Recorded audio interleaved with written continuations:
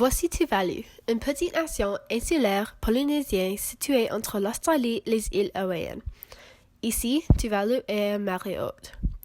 L'élévation du niveau de la mer et les cyclones tropicaux continuent de menacer les moyens de subsistance des habitants de Tuvalu. Une nation de 3000 ans est confrontée à la misère des impacts du changement climatique. Nous sommes Chloé et Alexandra.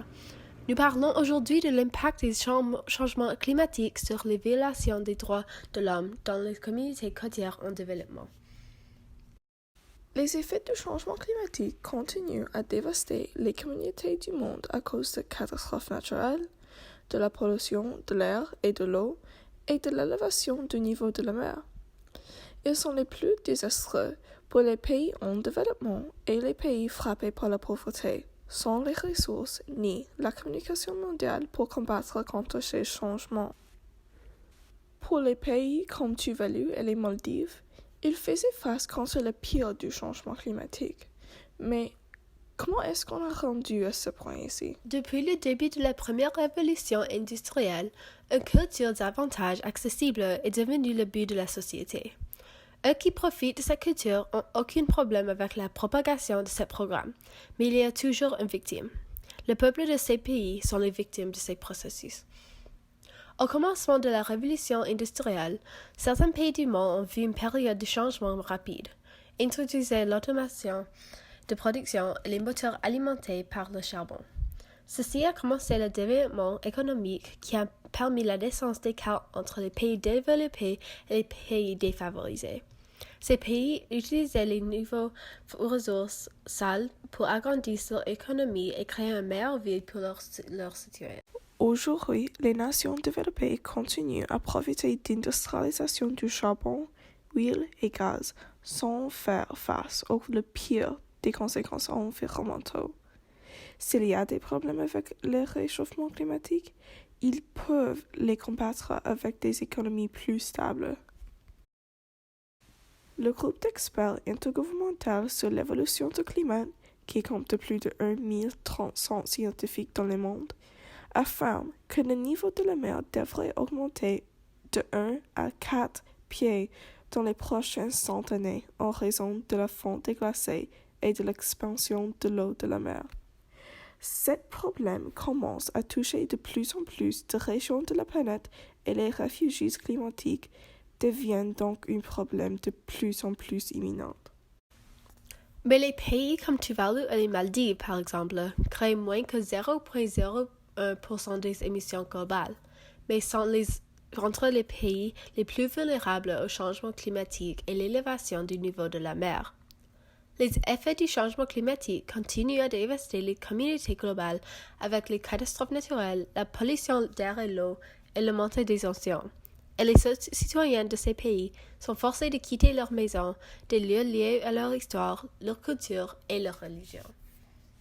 Donc, vous voulez me dire que ces petits pays en développement sont confrontés à toutes ces catastrophes de changement climatique, mais les pays riches qui produisent les émissions ne prennent pas la responsabilité? Ne devrions pas les aider? Oui, alors que certains pays tentent de trouver des moyens de se développer de manière durable, cela pose de nombreuses difficultés.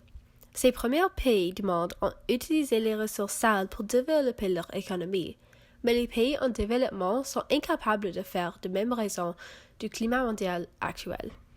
Ils sont découragés d'utiliser les mêmes méthodes pour développer leur économie, tout en faisant face aux conséquences environnementales des plus sévères dans les ressources ni la communication mondiale pour lutter contre ces changements. Alors que la perte de travail et des cultures à cause de l'ignorance flagrante des pays riches est une violation des droits de l'homme, le traumatisme et l'impact personnel de laisser votre maison et de retourner aux calamités laissées sont peut-être encore plus graves. Le changement climatique commence à détruire les nations les plus vulnérables du monde, et les citoyens de ces pays sont forcés de quitter leur maison, des lieux liés à leur histoire, leur culture et leur religion. Oh, c'est le temps pour lettre ouverte. Une lettre ouverte pour les premiers pays du monde. Chers les pays riches, plus précisément vos gouvernements et compagnies pétrolières, Je sais que c'est tellement difficile pour abandonner l'argent que ces compagnies vous donnent, mais c'est le temps pour voir du changement. On a 12 années avant que les effets du changement climatique seraient irréversibles. 12 années! Nous n'aurons même pas 30 ans. Vous avez profité du système courant du charbon, huile et gaz pour des années. Ici, en Amérique du Nord, on a beaucoup de privilèges. Et si tout le monde sur la planète vivait comme on vit ici, on aurait besoin de 4 planètes pour survivre.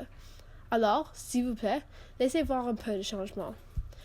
Mère vaut chaque chose vivante située sur cette planète qui a peur qu'on va tout mourir. C'est évident que les pays développés devraient aider ces pays qui n'est pas aussi capables d'aider leurs citoyens. Nous ne devrions pas être permis à vivre dans ces conditions de privilèges, tandis que les pays qui ne contribuent quasiment pas au changement climatique souffrent. Si tout le monde vivait comme nous vivons en Amérique du Nord, nous aurions besoin de 4 terres pour nous soutenir. Alors, quel changement est-ce qu'on a besoin de voir? Même si les pays aideraient volontairement, chaque pays confronté à des effets du changement climatique, il reste encore un obstacle difficile à surmonter, les finances. Aucun pays voulait dépenser d'argent pour aider les autres. Alors, quel est donc le meilleur moyen d'aider ces pays? Nous proposons que la solution est d'attaquer les problèmes à la source, réduire nos émissions de carbone et trouver de nouvelles sources d'énergie renouvelables pour atténuer le réchauffement de la planète. Nous pouvons également aider en finançant les programmes qui offrent les services de santé, aide en cas de crise des réfugiés et aider avec la documentation aux réfugiés climatiques des pays développement.